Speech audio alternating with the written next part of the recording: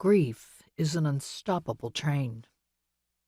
December 1st, 1999. The box sat undisturbed on a shelf in a shadowy corner of my art studio, a room I had avoided for almost a year. The box weighed 2.5 pounds. It measured 6 by 6 by 4 inches. An envelope taped to the lid secured documents detailing its contents and proper disposal.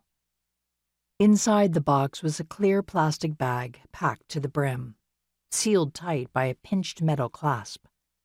Attached with wire, a stamped stainless steel tag no larger than a quarter read CR-79 13550. Anticipating the first anniversary of my son's death, I brought the box into the living room where sympathy cards and dried roses still hung from ribbons tacked across the entryway.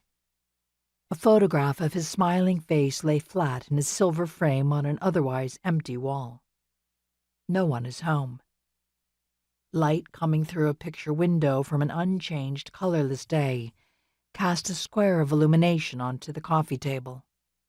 I knelt on the floor next to the table, draped white satin across its surface, and placed a wide bowl on the fabric, dead center.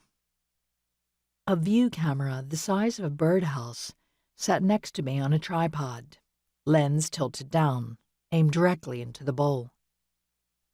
With a knife, I split open the box.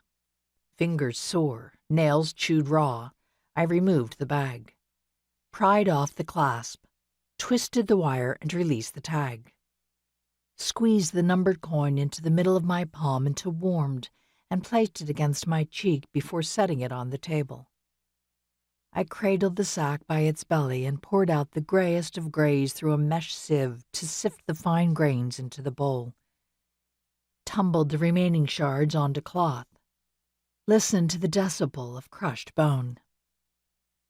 I scooped handfuls of Nanda's ashes and let them fall through my fingers. 19 years of life pulverized. I pressed my palms into his ashes and lifted them to reveal 2 handprints, detailed fingerprints, and my clearly defined lifetime.